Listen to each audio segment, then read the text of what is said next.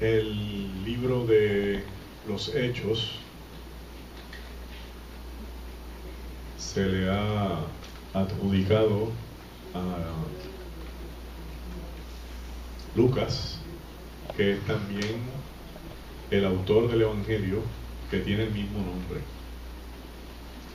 Son dos libros que comparten elementos comunes entre ambos, y lo más que comparten es el estilo de redacción. Usted lee el Evangelio de Lucas y se va a dar cuenta que Lucas todo el tiempo está hablando de mucha gente, todo el pueblo, todo el mundo, una gran multitud. Y va al Evangelio, al libro de los Hechos, y va a encontrar la misma redacción. También Lucas es un escritor que tiene mucho detalle en lo que hace. O sea, si va a hablar de un paralítico, él explica dónde está el paralítico sentado, si es de nacimiento, si tiene el detalle al centavo, y aparece tanto en el Evangelio como en los Hechos. También su cantidad de escrito. Entre Lucas y Pablo están las 2/3 partes del escrito del Nuevo Testamento. Lucas con estos dos libros que son densos, y Pablo con todas sus epístolas. La línea de pensamiento teológico entre el Evangelio y el libro de los Hechos es idéntico, y hay una unidad literaria. ¿Qué es? Hay una secuencia histórica, y una unidad literaria. La secuencia histórica es porque yo no puedo leer el libro de los Hechos primero sin leer el Evangelio, porque tendría primero que leer el Evangelio para entender la dinámica del discipulado, y después en el libro de los Hechos ver la dinámica del apostolado. La secuencia en términos de redacción, de unidad literaria, es porque el libro del Evangelio termina y deja como 3 puntos suspensivos donde agarra el libro de los Hechos. Y originalmente eran 2 tomos. O sea, lo que pasa es que cuando se hizo el canon de la iglesia, se introdujo el Evangelio de Juan. Pero si usted termina de leer el Evangelio de Lucas y salta al libro de los Hechos, está leyendo una primera parte y una segunda parte del mismo autor. No hay un cambio tan drástico. Se cree que se terminó de escribir en el año 95, pero ese año es muy tarde. Vamos a meterle por lo menos como 15 años menos. Ok. Póngale que es más o menos en el 80, es un número más real.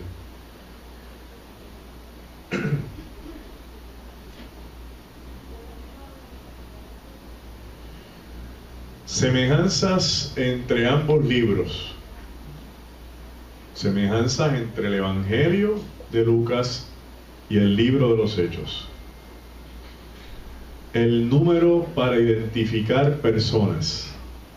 Siempre van a ser muchos. Aquí. Y llegó Jesús y una gran multitud con él. Y llegó Cristo y todos salieron a recibirlo. Ese es Lucas. Si lo miran los Hechos, y todos los que creían tenían todo en común. Todos, muchos. ¿Ve? ¿Por qué? Porque Lucas ya es un discípulo de segunda generación. Ya cuando Lucas llega al grupo, ya él está viendo la cosecha de la iglesia. Ya no son 12 que se reúnen. Lucas llega después del aposento. Lucas ve la conversión de gente por miles. Entonces, cuando escribe dice, no, esto siempre estuvo así. Yo dificulto que Cristo se vio con 2 o 3. Yo creo que Cristo siempre vio a un montón de gente. Y tenía razón. La forma de nombrar los necesitados. En el estilo de la redacción lucana, los necesitados aparecen sin nombre. Y había allí frente a la puerta de la hermosa un cojo, el nombre. Y vino una mujer del flujo de sangre, nombre. Y llegó a la sinagoga y encontró una mujer encorvada, nombre. Los anónimos. Eso es una estrategia de redacción. ¿Para qué? Para que las personas se identifiquen con el necesitado y no se distraigan porque es fariseo, porque es el hijo de Mengano. No te distraigas, identifícate con el necesitado, que puede ser cualquiera de nosotros. Cualquier pregunta, me levanta la mano rapidito. El estilo para referirse a los discípulos. Lucas, a diferencia por lo menos de Marcos, tanto en el Evangelio como en los Hechos, tiene deferencia por el discipulado, porque él es discípulo.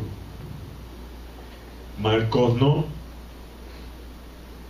Y Juan, la carga del Evangelio de Juan es más para los judíos. ¿Por qué Marcos no? Porque Marcos es el secretario de Pedro, y Pedro le está dictando todo lo que vivieron con Jesús. Los errores, los regaños. ¿Qué están hablando ustedes ahí? ¿Ve? Eso Pedro lo vivió en carne, así que se lo transmitió así mismo a Marcos. Los detalles en las narrativas, mucho detalle. Algunos ejemplos en el Evangelio. Y Pedro lloró amargamente. Es un detalle vital, porque solamente llora amargamente el que logró tener amargura. Quiere decir que lo que le pasó a Pedro le generó amargura. Bien. Detalles. Y llegó una mujer enferma con un flujo de sangre, que había gastado todo en los médicos y por ninguno había podido ser curada. ¿Cómo él sabe eso? Porque él es médico. No tiene cura. Y había allí un muchacho hidrópico. Eso es un dato médico. Entonces el vientre lleno de agua. El concepto de compartir entre las clases sociales en el Evangelio y en los Hechos, para Lucas, el pobre y el rico tienen la misma oportunidad. La mujer y el hombre tienen la misma oportunidad. Lucas tiene una mentalidad de vanguardia. El fariseo y el publicano tienen la misma oportunidad. Todo depende de qué, de la actitud. Vamos a ver de los ricos primero. Fíjense que en Lucas se acerca a Jesús el joven rico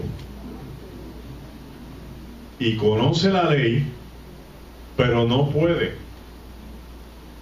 despojarse de lo que tiene para seguir a Cristo.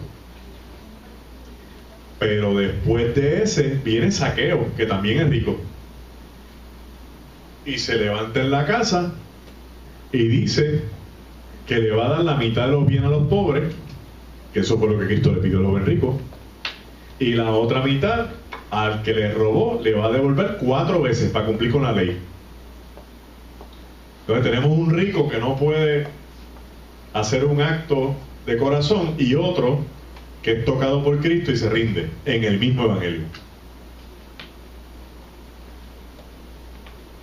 Que Lucas dice, el rico se puede salvar, igual que el pobre.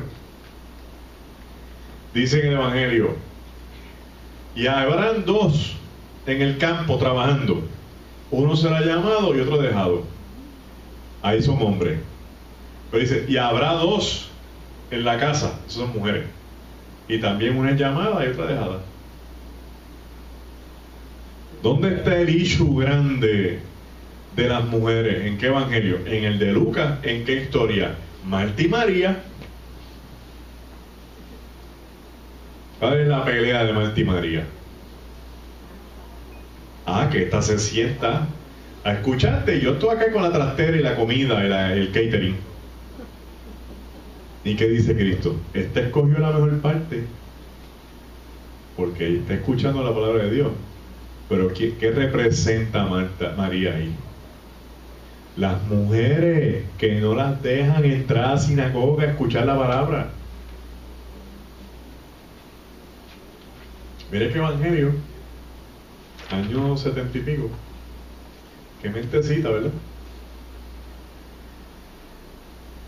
La felicidad como resultado de la conversión. Para Lucas, todo el que se convierte es feliz.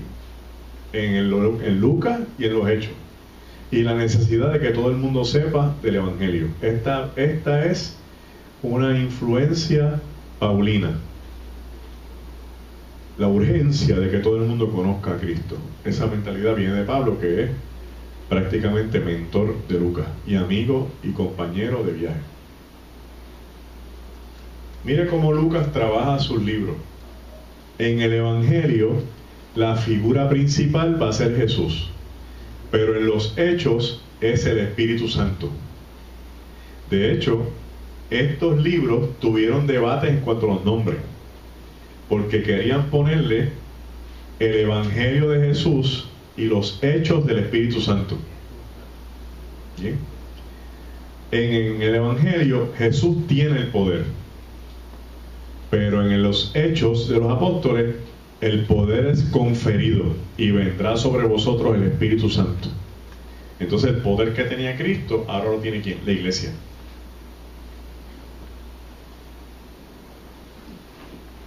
En el Evangelio, Lucas presenta a Jesús como el Hijo de Dios, y en el libro de los Hechos, el que está es el Espíritu de Dios. Jesús comisiona a los discípulos en Lucas, pero en los Hechos el Espíritu Santo capacita a los apóstoles. Y por eso es que esta palabra no es una palabra de jerarquía, ni de mando, ni de poder. Es una palabra de servicio. Significa apostolos en griego, que en español se traduce enviados. Capacita a las personas. Capacita a las personas. Capacita a las personas. Empezando con los apóstoles y después con la iglesia. Correcto. Enviados. Si yo voy comisionado por el Espíritu Santo a hacer algo, yo soy un enviado. Y por eso es que la gente veía a los enviados y dice, mira, ahí vienen los apóstoles, los enviados. Hacen falta muchos enviados. Jesús anuncia el Consolador. Acá. Jesús profetiza a la iglesia. El Espíritu Santo forma la iglesia. Jesús anuncia el Consolador. Sin embargo, el Espíritu Santo anuncia el regreso de Jesús. Qué lindo, ¿verdad? Jesús predica sobre los frutos e insiste que el creyente debe dar fruto, pero el Espíritu Santo produce los frutos. ¿De dónde sale entonces en el día de hoy que todo el mundo es apóstol? ¿De dónde fluye eso? Si eran enviados, todos son enviados y siervos. Esa pregunta es bien buena. Hubo un momento donde la iglesia, en términos generales, perdió el carácter de ser un lugar para transformar las vidas y servir. Y se convirtió en una estructura dentro de la sociedad. Al convertirse en una estructura social más, va a empezar a tener la exigencia de los mismos requisitos de cualquier estructura. Una escuela tiene conserje, maestros, estudiantes y un principal. La policía tiene oficiales, investigadores, sargentos, tenientes, coroneles y un superintendente.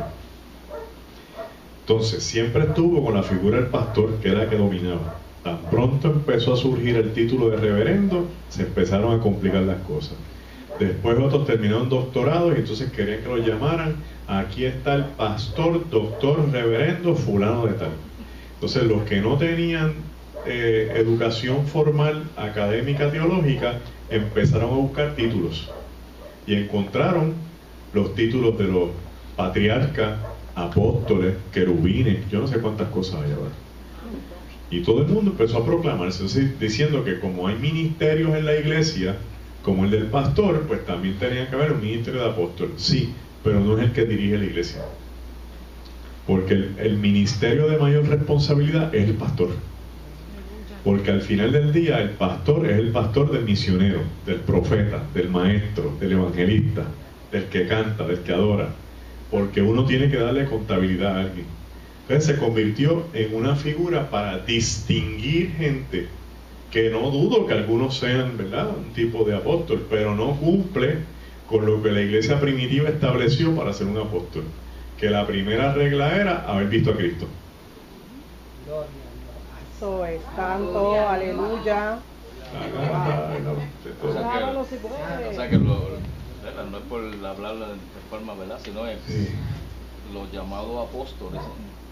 Lo pongo entre comillas, ¿sí? No son los cheches de la película en el día de hoy. No. Porque los ponen como si fuera el ministerio más grande y todo el mundo tiene que estar debajo. Y para eso lo hicieron, la mayoría. Hay mucha gente que tienen esa función de apóstol y no tienen el nombre.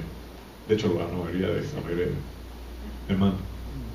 Pero a veces se observa que la iglesia que conoce la verdad y se mantiene en eso, como que siente algo de timidez al ver estas personas que con una autoridad se presentan delante del público y de otros diciendo esto somos, y la iglesia creyente y conocedora pues como que se intimida. No estoy diciendo, ¿verdad?, en forma general, porque veo que han tomado una posición muy han abarcado en ciertas áreas y están tomando renombre en todas las esquinas de todos los lugares. Sí, y eso ha proliferado, claro, juntamente con otros movimientos teológicos dentro de la iglesia, claro, y hemos pagado el precio del silencio, claro, por no confrontar con amor y decir, ven acá, ¿por qué? Entonces, los que lo hacemos, eso hemos cogido pedra por todos lados, pero todavía es que seguiremos agarrando pedra, porque hay que educar. Amén. Hay que educar el pueblo. No podemos seguir auspiciando lo que no está bien y lo que confunde. Yo creo que uno se tiene que parar en su plataforma y decir, yo con todo el respeto que usted se merece. No. Tengo una pregunta. ¿Quiere decir entonces que el apóstol no es esta persona que sigue haciendo iglesias dentro de su pastorado? No. Un apóstol es uno que sirve. El ministerio de establecer iglesia es el del misionero. Amén.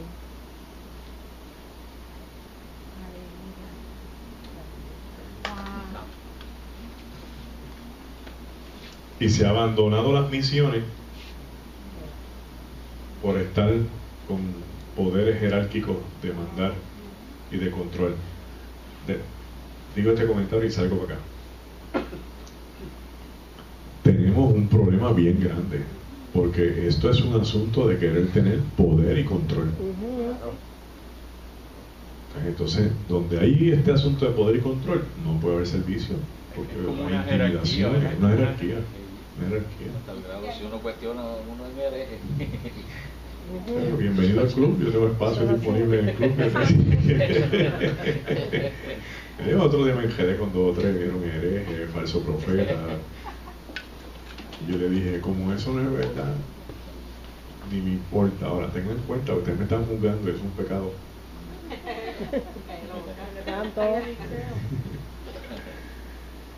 Bien. En el libro de los Hechos, Lucas hace un trabajo espectacular, porque él presenta con hechos, por eso que se llaman hechos, lo que Cristo presentó en teoría. Aleluya. Viene sobre vosotros un consolador que nos va a llevar a toda verdad, a toda justicia, y hará cosas con ustedes. Y Lucas dice, no, si ya está con nosotros, después del aposento lo estamos viendo. Entonces, él presenta la naturaleza del Espíritu Santo como la esencia de Dios que puede estar en, con, sobre, de, desde, hacia, ante, dentro del ser humano. en el ser humano, con el ser humano, sobre el ser humano, del ser humano, desde el ser humano, hacia el ser humano, al ser humano, ante el ser humano y dentro del ser humano. Aleluya. Es la persona de Dios que puede tomar el control absoluto de un ser humano. Amén. Por eso Cristo le dice a los discípulos, yo me tengo que ir, porque es que si yo no me voy, ustedes no van a experimentar esto. Que si no experimentan esto, no van a vivir la grandeza de lo que es el Evangelio. Porque si Cristo está, Él lo va a hacer todo. Pero si el Espíritu está en nosotros, lo vamos a hacer nosotros en su nombre. Pero Él vino a una misión. Sí. Él vino a la misión de salvar y de dejar el eslabón para los que creen. Sí. En este libro, el Espíritu Santo bautiza, capacita, comisiona, respalda, liberta, manifiesta, distribuye y fortalece, entre otras cosas. Esto se supone que es lo que está viviendo la iglesia. Amén, gloria a Dios. En los Hechos, el Espíritu Santo tiene múltiples funciones que le responden a Él como consolador. Vamos a ver. Santo. El bautismo. El Espíritu es quien bautiza. Gloria a Dios. Y bautiza con el firme propósito de darle continuidad a la misión de Cristo. El bautismo no es para otra cosa que no sea usarnos para proclamar el reino. Amén. No es para hacernos más grande que el otro y como yo tengo más dones que este, que no. Es para servir en beneficio del reino. El Espíritu es el que logra desarrollar el liderato necesario en la iglesia. El que moldea el líder es el Espíritu. Porque el Espíritu sabe la necesidad que tiene cada iglesia. Mire el milagro grande. O sea, aquí vamos a suponer supongamos que todos representamos múltiples iglesias a la vez, pero seguimos siendo una sola iglesia. Amén. Porque es un solo espíritu. O sea, el Espíritu es el único que sabe qué está pasando en todas las iglesias y cómo logra ver qué puede hacer para articular armonía. Amén. Si la actitud de los que están es dejarse llevar por el Espíritu, fluye. Si hay contraposición, se constriñe. Santo. Porque Dios respeta. Aleluya. ¿Te quieres ir por ahí? Bueno, yo me voy por el ladito para evitarte la trágica caída que viene. Note usted que en el libro de los Hechos no hay problema con liderato. Gloria a Dios. Surgió una necesidad que los discípulos, los apóstoles ahora, no podían estar haciendo lo que Cristo les pidió y a la misma vez las funciones de la iglesia. Pues ¿qué hicieron? Se buscaron unos diáconos y delegaron. ¿Para qué? Miren qué interesante. Para no dejar de hacer a lo que fueron llamados. Aleluya. Entonces, este libro es una joya. Plantea el amor comunitario. Comunitario viene de la palabra común, de donde es la palabra base de comunidad, todos los que tienen unidad en lo común. Nada era de nadie, la gente se despojaba de lo que tenían. Los dueños, vamos para atrás. Jesús, el centro de Jesús, el ministerio del centro de Jesús es el campesinato, la aldea, el pueblo. Jesús cuando va a Jerusalén es a encontrarse con la metrópoli, donde tiene luchas escabrosas. Pues el ministerio engrandece en Galilea, en Capernaum, en Caná, en Nazaret. Nazaret se va porque no creen en Emaús, hasta en Samaria. Pero en Jerusalén es el encontronazo. Entonces, cuando Cristo resucita y comisiona a la iglesia, entra al nuevo ruedo gente como Pablo. Pero Pablo no es del campesinato, Pablo es de la metrópoli. Así que el evangelio a través de Pablo alcanza otras clases que los pescadores se les hacía poco difícil alcanzar. Al alcanzar esas clases, cuando hablamos aquí amor comunitario en el libro de los Hechos, capítulo 2, donde dice: y todos partían el pan con alegría y sencillez de corazón juntos, está hablando del dueño de la hacienda con los empleados y los esclavos, porque eso no se permitía, excepto si el dueño de la hacienda era cristiano. Entonces la gente dice: pero si era cristiano, ¿por qué eran esclavos?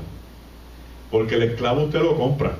Si él se convirtió después y le da libertad a ese esclavo, él tiene que pagar para que sea libre. A lo mejor no tiene el dinero para pagarlo. Si lo suelta, va a venir alguien, lo va a agarrar, lo va a estropear. Así que, ¿qué es lo que mejor que le puede pasar? Quédate en la hacienda, somos hermanos en Cristo. Cuando yo pueda comprarte la libertad, te la compro. Ese es el caso de Filemón y Onésimo. Y por eso en la epístola Pablo le dice: te lo devuelvo, trátalo como a uno de nosotros, y si en algo te ha defraudado y te debe, cárgalo a mi cuenta. Pablo es bravo, ¿verdad? Ya no era esclavo, ya no me hermano. Sí. Más que eso me debe. Más que eso me debe. Y no creo que me lo puedan pagar. La conversión del pecador en el libro de los Hechos nos establece en blanco y negro que quien convierte es el Espíritu Santo. El Espíritu Santo en presencia hace que la iglesia goce del favor del pueblo.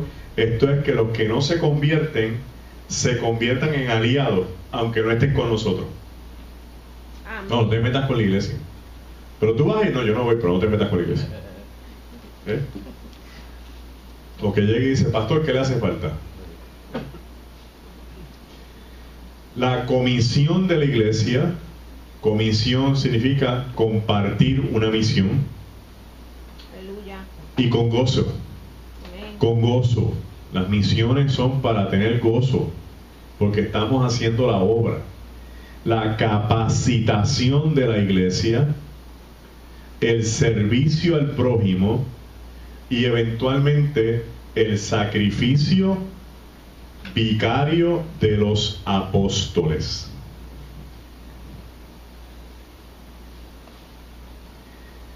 La iglesia primitiva en el libro de los Hechos subió la vara tan alta que ellos pensaban que lo mejor que le podía pasar era que los ejecutaran por amor a Cristo. Esa vara es alta, porque llega a tal nivel que ya no vivo yo, vive Cristo en mí, y para mí el morir me es ganancia. Entonces, cuando esta gente decía: te van a arrestar por Cristo, gloria a Dios, sufrimos por Cristo, vivimos por Cristo, porque esa es la función de un mártir. ¿Qué es un mártir? Uno que lleva martirio. Oye, la palabra viene de ahí, de martirio, viene de martirio. Eso es que le pesa. Me pesa en el cuerpo, pero me glorifica el alma.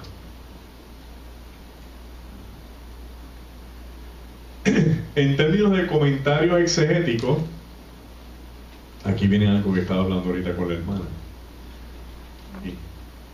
Resurge en el libro de los Hechos de forma más o menos solapada que existe un líder en la iglesia en Jerusalén llamado Santiago o Jacobo, que no es el hermano de Juan. El hermano de Juan lo ejecuta Herodes Antipas, el mismo que le cortó la cabeza a Juan el Bautista, y lo mató viciosamente en el año 44 después de Cristo. La iglesia en Jerusalén tiene un líder llamado Santiago, que es un hermano de Jesús, y es el que escribió la epístola que está en su Biblia, y es bien fuerte. de carácter. Señor. Manda y va. Este es el que dijo, no, se van a convertir, tienen que cumplir con la ley. Tienen que judaizarse, el que no está circuncidado, que se circuncide, y aquí van a velar el sábado. Usted va a ver dónde está eso en el libro de los Hechos. La figura de Pedro como líder del grupo original, que se convierte en un evangelista, porque Jesús no lo mandó a ser líder de una iglesia, a ir y a ser discípulo. ¿Dónde está Pedro cuando Cornelio lo manda a buscar?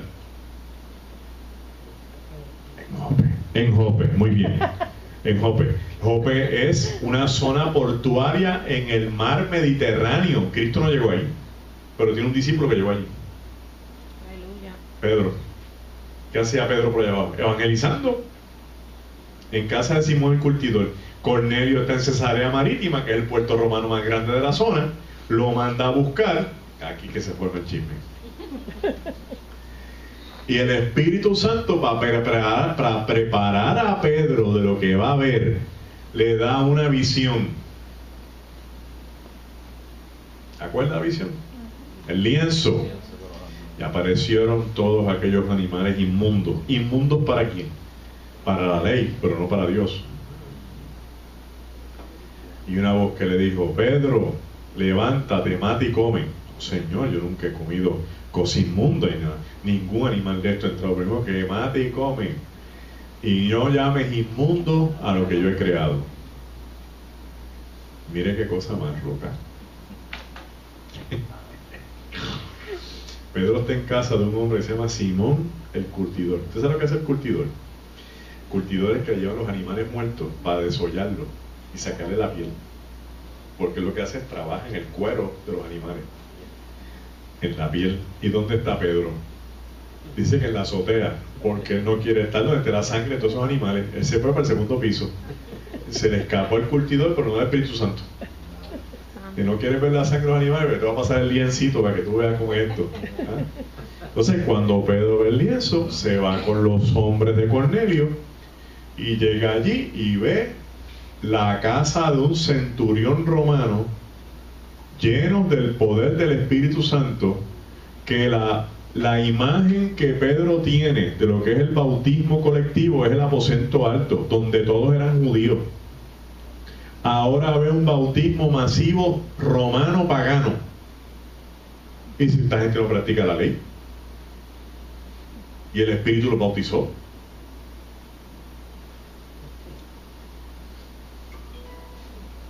Aparece la figura de Pablo. Como es de que el día de hoy. Este no es aleluya, así que no es de nosotros. Este no es de nosotros. Y Pablo dice, no, esto está tan bueno que esto hay que predicárselo a todo el mundo. Esto es para los gentiles. Y se formó lo que se llama el Concilio de Jerusalén, año 48. En esta esquina, Santiago. En esta esquina, Pablo. Y en el medio, de árbitro, Simón Pedro. No le vamos a predicar a los gentiles. Y si se van a convertir, que se hagan judíos. Y Pablo, no, un gentil que nunca ha sido judío, no, eso es retroceder. Que se conviertan y acepten a Cristo como su Salvador. Y para nosotros es nuestro Mesías, es lo mismo. Y Pedro, ¿qué dijo? Chacho, yo acabo de venir de Cesarea Marítima y acabo de ver lo que jamás pensé que iba a ver. ¡Ay, qué viste! Una tanda de romanos hablando lengua, brincando y saltando y no practican la ley. ¿Qué vamos a hacer? Si el Espíritu los bautiza, ¿quiénes somos nosotros para imponer la ley? Santo. Resolución del concilio. Pues que Pablo se vaya a predicar a los gentiles, pero no cuenta con nuestro apoyo. La iglesia de Jerusalén no apoyó a Pablo, sin embargo Pablo pidió ofrendas para la iglesia de Jerusalén.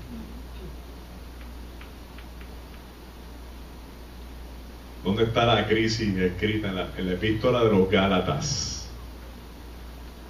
Porque Pedro visita a los Gálatas y como allí están los gentiles, se empieza a comportar como un gentil. dame el cuerito. Sí. Porque él me dijo más de cómo. Pero cuando se enteró que estaban los espías de Santiago, dijo, no, yo no como eso, yo soy judío. Y Pablo dijo, tienes que definirte. Aquí no hay híbrido. Si vas a ser judío, es judío y practica la ley. Si te vas a ir con los gentiles, vete con los gentiles. Pero este híbrido no.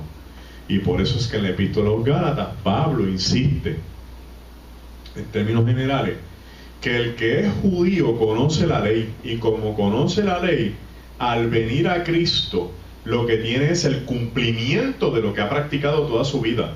Estuvo toda su vida practicando algo hasta que se encontró con el cumplimiento. Y no hay ningún problema que después de encontrarse con Cristo siga practicando la ley, porque eso es lo que ha hecho. Pero el gentil que nunca conoció la ley y de momento encontró a Cristo, decirle que tiene ahora que practicar la ley es un retroceso a lo que ha encontrado en la gracia.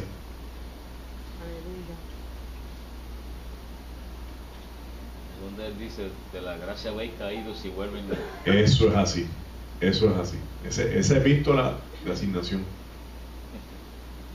Una pregunta, ¿no? Sí, hermano, seguro que no confío, para eso estamos aquí. Entonces, ¿por qué ahora, por ejemplo, inclusive tengo amigos que ya ahora todo es la Torá, todo es el Mishnah, hablan del Mesías, entonces ya no es Jesús, ahora es cuando me dijo que yo estaba mal porque ese era el nombre de Jesús, es Yeshua. Bueno, tiene una mezcla de ley con el Nuevo Testamento, entonces ni practican el judaísmo ni practican el cristianismo, y entonces esos judíos mesiánicos, ¿en dónde están? ¿Están mal? Están en el medio, en una confusión, porque están adorando más una tradición religiosa que una revelación espiritual. Santo. Que una señora me dijo a mí, yo guardo el sábado, yo espero que usted no tenga ningún problema. Yo no tengo ningún problema, hermana, que guarde el sábado y haga el sábado su relación con el Señor. Pero cuando después me dijo, no, porque desde que yo guardo el sábado, yo tengo una paz y yo estoy tan feliz. Y yo dije, no, ahora sí que tengo que diferir de usted. No, pero ¿por qué? Porque yo la paz y la felicidad la tengo desde que vine a Cristo, no desde que guardo el sábado. Porque entonces me está poniendo el sábado a nivel de Cristo. Y Cristo es el Señor del sábado. Entonces, ¿para qué yo quiero el sábado si tengo el Señor del sábado? Cuando tú lo confrontas en la Biblia con un Cristo que de vez en cuando desafía la ley del sábado porque eran intransigentes y no tenían misericordia, dice, no, eso es que hay un error ahí. No hay ningún error. Los discípulos espigaron sábado, los discípulos no ayunaban, los discípulos, y el maestro es el que le está permitiendo eso. ¿Por qué? Porque Cristo quería que aprendieran a amar, a tener misericordia más que religión. Entonces estamos ahora retrocediendo. Y hay un problema bien grande, ahora que lo mencionas, porque yo he ido allá unas cuantas veces. Tengo amigos allá, rabinos y eso, me dicen, Miguel, esta gente no son judíos. Y yo, pero vete tú y díselo, que eres judío, porque si yo se lo digo, empiezan a brincar contra uno. Me dicen, es que eso no es. Y entonces, en un taller que estuve, hubo un movimiento judío mesiánico para el siglo XVI, que es cuando los españoles ya habían sacado de España a los judíos, se fueron hacia Inglaterra. Y entonces, en esa huida, ellos empezaron a releer los evangelios. Y muchos aceptaron a Cristo como Mesías. Entonces, el verdadero judaísmo mesiánico era judíos predicándole a judíos que Jesús era el Mesías. No es cristianos convirtiéndose al judaísmo. Digo el supuesto judaísmo porque yo a algunos les he preguntado, pero tú cumples con todas las reglas de la ley judía. Me dice, sí, no, con la Torá. La Torá son 613 preceptos. ¿Tú cumples con todo ello? En tu nevera, tú tienes una tablilla para el queso y otra para el jamón. Sí, por eso hacen los judíos en Israel. En tu relación íntima con tu esposa, tú le tiras un paño por encima y dejas solamente el orificio para tener el acto. Ah, no, por eso hacen los judíos en Israel. Porque la ley dice que no puedes compartir los fluidos del cuerpo. Que aprende la ley entonces para que cumpla con ella de verdad. Es un ñame. Es más modalidad que otra cosa, ¿verdad? Las modas pasan. El problema son las confusiones. Y no sé qué van a hacer ahora, porque ahora los rabinos están releyendo a Jesús. Entonces estos piden para atrás y aquellos van para el frente. Como el líder, la boba en reversa. Sí, vale, que epístola de los Gálatas contemporáneos. El mensaje que representa Pedro y Juan, fíjese que estos son dos individuos que pudieron tener luchas de poder, sin embargo aparecen juntos y subieron a la hora de la oración Pedro y Juan. El poder, el ímpetu, el impulso, el amor, la dedicación, la pasión, los dos brazos de la iglesia, y el reflejo de la acción de otros apóstoles en menos grado. Tenemos el mensaje del martirio, como se lo planteé, el sufrimiento como elemento de la fe. Mire eso, en el libro de los Hechos, el sufrimiento es una señal de que hay una fe. Yo estoy sufriendo por Cristo, yo tengo la fe correcta. Pablo lo meten preso, optan por agarrar latigazo y obviar que es ciudadano romano, que tiene beneficio, para estar en un calabozo, porque el propósito de Dios se va a cumplir allí. Entonces no estamos diciendo que yo voy a abrazar el sufrimiento, ni que lo voy a hacer por esa puerta. El sufrimiento, ven, que quiero moldear la fe. No. Estoy diciendo que cuando me pase algo, lo voy a mirar desde la perspectiva de la fe en Cristo, antes de mirarlo como un castigo o un juicio. Y porque la gente se enferma y rápido montan toda esta estructura de el diablo me está castigando, Dios, mira, la enfermedad nadie la quiere, pero se vería mejor si desde la óptica de la fe yo, a pesar de mi enfermedad, sigo cantando al Señor. Gloria a Dios. Sigo alabando a Dios, sigo proclamando y diciendo estoy feliz, porque lo que se me enfermó fue el cuerpo, no fue el alma. Aleluya. ¿Qué trae ese mensaje a la iglesia? La prueba como señal de la voluntad divina. Te están probando, es porque tú tienes un mensaje que hace la diferencia. Aleluya. Si tú fueras cualquiera, no te prueban. Gloria a Dios. Yo tengo un pastor que me dijo, crece espiritualmente hasta que el infierno sepa quién eres tú. Y yo me quedé así, porque yo creo que ellos sepan que soy yo. Dice, porque en el libro de los Hechos tratan de echar fuera un demonio y el endemoniado dice, a Pablo, pues el infierno lo conoce, y a Jesús, pero ustedes, por alguna razón, el infierno sabe lo que Dios quiere hacer con sus hijos y le va a hacer resistencia, pero recuerde que usted ya tiene la victoria en Cristo. Amén. Yo soy capellán de un oficio y que visitar una viejita, pero estaba como empichonadita. Cuando llegué, yo venía adorando todo el camino. Cuando la saludo, mamá, ¿cómo estás? Yo entonces volteé y me miró, pero no era ella. Me dice, yo sé quién tú eres y yo te conozco. Y yo le dije, ¿sí me conoce quién yo soy? Me miró así, pero me miró más. Sí, me he oído eso. Allí lo Me dejo, pasó un puesto de gasolina. Lo dejo suavecito porque vino un borracho a pedir dinero, pero cuando se me acercó me dijo, dame algo para comer. Y dije, no, si quieres yo voy allí y te compro algo. Y me miró y me dijo, tú y yo nos conocemos, ¿verdad? Yo no me acuerdo de ti. Digo, sí, del tiempo que tú estabas en la Inter, peleamos duro. Ay, si me está hablando otra cosa, y el Señor te reprenda, la sangre de Cristo tiene poder. Aleluya. Y se fue. Pero esas cosas andan por ahí. Sí. Se topa uno con todo. Amén. No sé si conocieron o oyeron hablar de Martín Muñoz. Fue homosexual por 30 años. Oh, sí. Y Dios le dio 7 hijos. Yo ministraba mucho con él, para la gloria de Dios, allá en Massachusetts. Y una vez estábamos en una fila a un café para Dunkin' Donuts, anuncio pagado. Y nosotros hacíamos como el tercero por allá.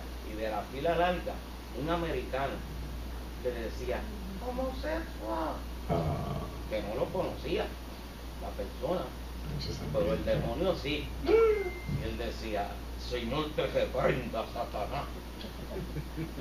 El Señor te reprenda. Yo no sé cuánto ustedes tienen mucho tiempo en el Evangelio.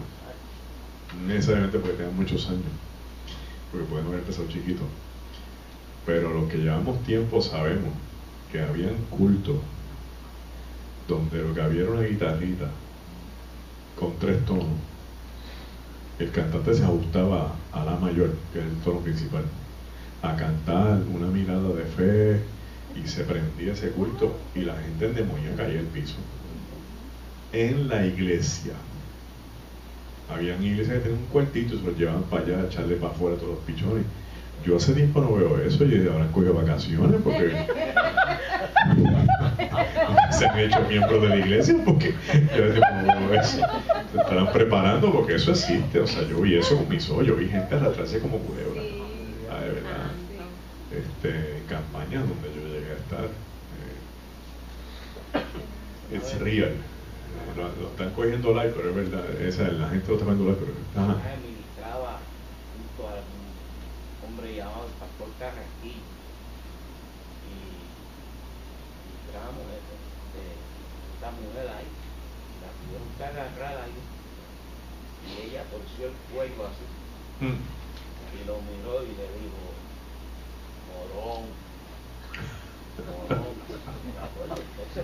Menos mal que los demonios mienten. Entonces yo le dije, como los 2 días cuando nos dimos, oye, Carrasquillo, neta, ¿por qué esa muchacha aquí el demonio te decía morón? Porque eso era nomás que me prendía a mí cuando yo tenía 15 años. Me conocía la herida. Gloria a Dios. Era mi morón. Oye, que menos mal que los demonios mienten, tú sabes que también. Le preguntaron a un sacerdote, que por qué no ocurría los milagros hoy. Y él le dijo, ¿verdad? Como el tiempo de los apóstoles, porque Pedro no tenían dinero, pero tenían poder. Y hoy nosotros tenemos dinero, pero no tenemos poder. Ay, sí, por eso es que él le dice, de lo que tengo te doy. ¿Qué es lo que tenemos? Es lo que tenemos. Le explico ahorita el concepto de apóstol en el libro, el concepto de la iglesia del camino. Todo el tiempo en el libro de los Hechos no hay tal cosa como una estructura física donde se reunían. Se encontraban en los caminos y se reunían en las casas. O sea, la vida, lo llamada iglesia, era la reunión, no el templo. Y el mensaje, ¿verdad?, que nos toca para hoy, que está en estos nuevos esquemas. Un nuevo esquema teológico lo trae Lucas del Evangelio a los Hechos, porque en el Evangelio Cristo tiene el poder, e indudablemente cualquier situación crítica Cristo la iba a manejar con poder, pero ahora son sus discípulos los que tienen ese poder. Y precisamente este es el texto de: no tenemos ni plata ni oro, pero de lo que tenemos te vamos a dar, y levántate en el nombre de Jesús. Y lo traigo en este nuevo esquema en los 2 capítulos, porque aquí se sana el cojo, pero aquí el Sanedrín meten preso a Pedro y a Juan, porque aún sabiendo las consecuencias de lo que habría de ocurrir, no les importó sino cumplir con el Señor. Siempre las consecuencias van a glorificar el reino. Pues la gente va a decir, pero es que ustedes nunca han hecho nada por ese cojo, y vienen estos dos, oran, el cojo se sana y lo meten preso. Eso no tiene sentido. Entonces, en el elemento irónico e inverosímil, Dios se glorifica poniendo al pueblo en contra de la autoridad. Aparece la burla contra el Espíritu Santo en Hechos 5, en el caso de Ananías y de Zafira. Solo que estamos los pastores hablando, y uno dijo: gloria a Dios que Dios se ha cogido un brequecito con la gracia, porque si llega a poner la regla de Ananías y Zafira, estuvieran muertos casi a orillas, mi muchacho. Porque aquí el problema es la mentira por adueñarse de lo que no le corresponde. Este es un nuevo esquema teológico. Esteban y su martirio. La crisis del martirio de Esteban establece algo novel en el libro de los Hechos. Los ángeles anuncian en el final de Lucas que este Cristo que se va volverá, pero no se dice dónde va a estar. De momento Esteban abre los ojos y dice: yo veo los cielos abiertos y al Hijo del Hombre sentado a la diestra del Padre. Y entonces deja establecido un esquema teológico escatológico. El que vino no solo resucitó, está sentado donde el mundo judío dice que solamente se puede sentar el Hijo del Hombre, el juzgador de vivos y muertos. Es una figura que diseñó el mundo judío en el cautiverio. Eso aparece en el libro de Daniel, diciendo que habrá un juicio final. Los judíos creen en el juicio final y los musulmanes también, diferentes perspectivas. Y que en ese juicio final Dios en su santidad no se va a meter con la gente.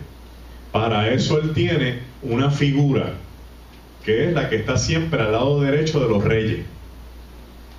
Y el judío lo puso Hijo del Hombre, un concepto que todavía estamos buscando por qué se llama así, pero se llama Hijo del Hombre, que es el que sale, se pone de frente a Dios para decir quién está salvo y quién no, porque solamente Él lo sabe. Eso quedó en el aire hasta que Cristo resucita el discurso, y lo resucita no en un discurso escatológico, lo resucita en un discurso cuando le traen el paralítico, que lo bajan por el techo, que Él dice: tus pecados te son perdonados. Y piensen, ¿quién es gente que puede perdonar los pecados? ¿Qué es más fácil? ¿Perdonar los pecados o decirle que se levante, se lleve el lecho y vuelva a su casa? Pues para que sepan que el Hijo del Hombre tiene poder en el mundo judío para juzgar vivos y muertos, en la nueva revelación cristiana para perdonar los pecados, y 3, para sanar enfermedades. A ti te digo, levántate y vuelve a tu casa. Entonces Cristo consolidó el concepto en Él. Aleluya. ¿Y por qué Él puede perdonar los pecados? Porque solamente el que puede perdonar los pecados sabe quién es salvo y quién no. Aleluya. Gloria a Dios. Está brutal, ¿verdad? La Biblia es una cosa... no sé qué voy a hacer con la Biblia. No me puedo seguir enamorando de ella. Pero es un magneto. Felipe y el etíope plantea el elemento de la búsqueda y proveer el elemento de la interpretación correcta para salvación, no para doctrina. El etíope viene leyendo el libro de Isaías y Felipe se le aparece en el carruaje. ¿Tú sabes lo que estás leyendo? Yo lo que quiero saber es si el profeta está hablando de él o de alguien más. Entonces se interpreta el texto. La enseñanza aquí es que el texto se va a interpretar desde el elemento de la salvación, primero que nada. Hoy día interpretan el texto primero desde el juicio, primero desde la venganza, primero desde la necesidad, la prosperidad, la sanidad. No, primero es la salvación. Pues como dijo el hermano ahorita, esa es la misión de Cristo. Si Cristo hubiera traído otra misión, lo hubiera dicho, pero es salvar, es establecer la salvación. Por tanto, esa es la primaria. Lo demás son añadiduras. El tema central de la Biblia precisamente es la salvación del ser humano. Y todos los textos van dirigidos de una forma u otra a apoyar ese tema. Nos presenta la visión de Pedro con el lienzo, ¿verdad? Y el elemento de los gentiles, tema que todavía se trata hoy de otra forma y manera.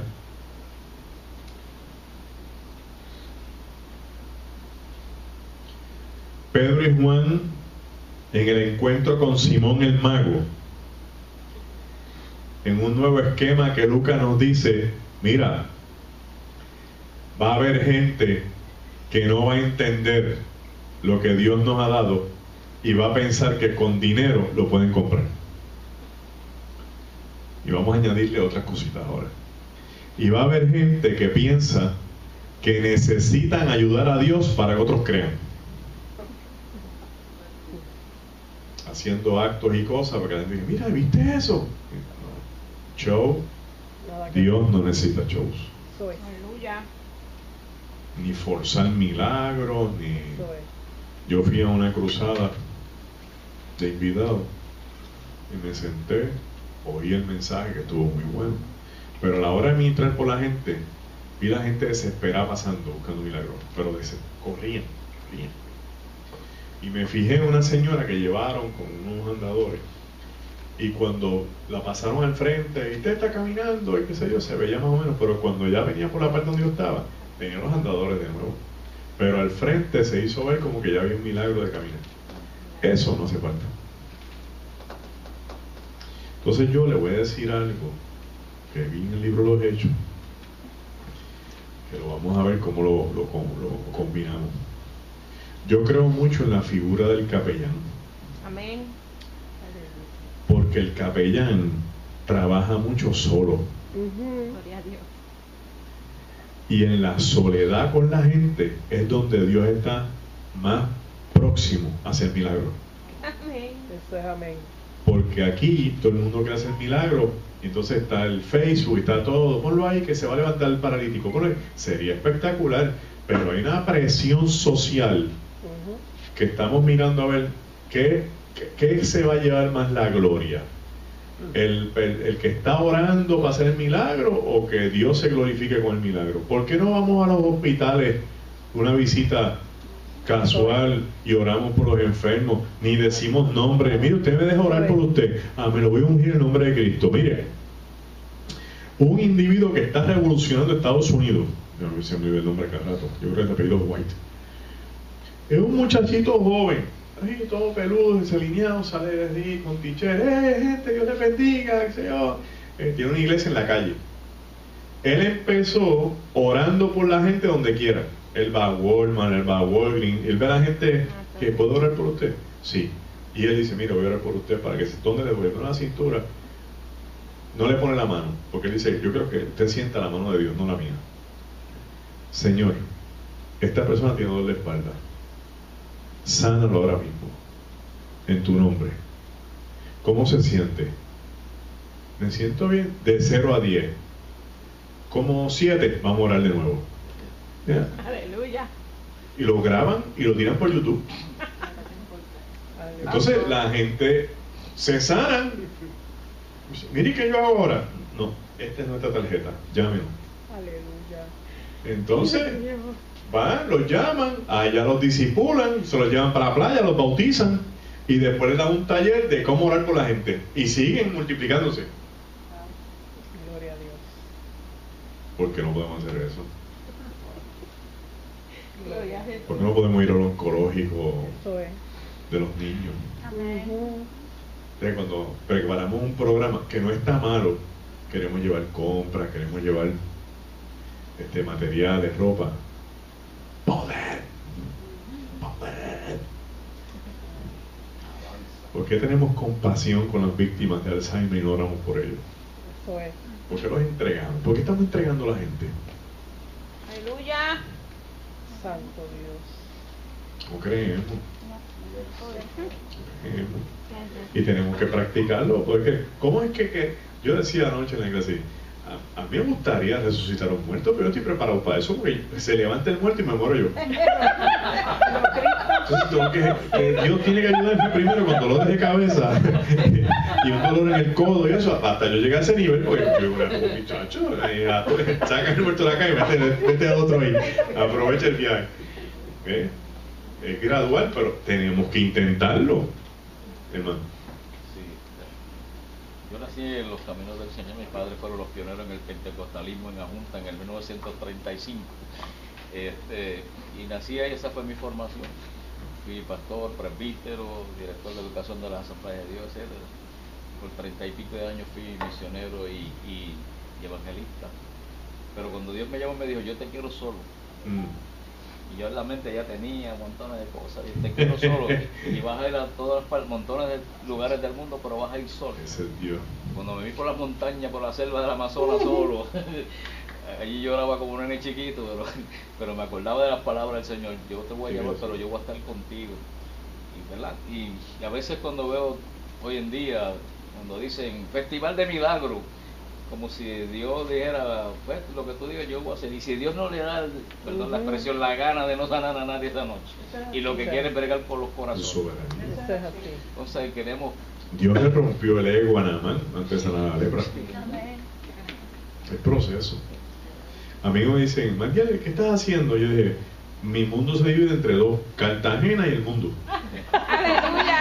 Sí, la vida teológica y donde los viajes yo no mandamos mi vida porque yo enseño aquí, pero estoy saliendo afuera mucho por la necesidad que hay, es tan grande. Y Puerto Rico no sabe la cantidad de recursos que tiene y lo que hacen es peleándose unos con otros, que es otro tema. Ese es el libro, la segunda parte de los Hechos. Entonces, hay una unidad transicional entre los capítulos 10 y 12 que pasa, fíjese, de las historias de Pedro a las de Pablo. ¿Por qué? Porque después del Congreso, del Concilio de Jerusalén, Pablo se despega para ir a predicar a los gentiles y el autor del libro es más amigo de Pablo que de Pedro, que es Lucas. Entonces se va con el amigo y obviamente está escrito la historia del amigo. Lo que vivió en Filipo, el encuentro de Bernabé con Marcos, ¿verdad? Entonces ese encuentro también es importante. Vamos a ponerlo aquí en el desarrollo ministerial de Pablo. Fíjese qué cosa interesante nos cuenta Lucas en el libro de los Hechos, que Pablo queda ciego y no puede ver. Y yo escuché a un predicador decir algo espectacular, una predicadora, Brenda Higgins, dijo, porque a veces Dios nos tiene que cegar para dejar de ver lo que nos cautiva y empezar a ver lo que Él quiere que veamos. ¿Qué cautivaba a Pablo? La ley, pero lo dejó ciego para la ley, para abrir los ojos a la gracia. Aleluya. Y entonces salió de ser el judío, fariseo, aspirante al Sanedrín, a convertirse en el apóstol de los gentiles. Y gracias a él nosotros tenemos evangelio en el día de hoy. Santo. Pedro tiene un buen amigo que se llama Bernabé, que lo ayudó muchísimo. Pero tuvieron un bochinche. Se fueron a un viaje misionero, y se llevaron a Marcos. Y Marcos, en ese viaje misionero, dijo, no, estos muchos días, yo tengo que volver a casa, perdón. Porque estos viajes misioneros tienen fecha de salida, no tienen fecha de regreso. Y prácticamente el tiempo de duración del primer viaje misionero de Pablo lo limita a Juan Marcos. Cuando van a hacer el segundo viaje, de este lado vienen, mire este drintín, Pablo, Timoteo, Silas y Lucas. Y de acá vienen Bernabé y Marcos. Y cuando Pablo ve a Marcos dice, este no va. No, que no, este no va. Porque si le va a dar lo mismo otra vez, nosotros tenemos planes, pero para no volver en buen rato. De hecho, lo metieron hasta preso. ¿Y qué dice Bernabé? Pues está bien, pues entonces yo me voy con él. Fíjense que de ahí en adelante no sabemos más de Bernabé. ¿Por qué? Porque se desconectó del escritor. Y aquí no hay Facebook. Búscate a Bernabé en Facebook ahí. A ver, A ver si está en Facebook Live para ver dónde está. Aquí no hay nada de eso. Aquí es a saber de cuándo se ven de nuevo. Ni WhatsApp, ni Instagram, ni mucho menos Telegram. Entonces, Pablo va lo segundo grande de Pablo es que a pesar de ser este conocedor, empieza en cero como seguidor de Cristo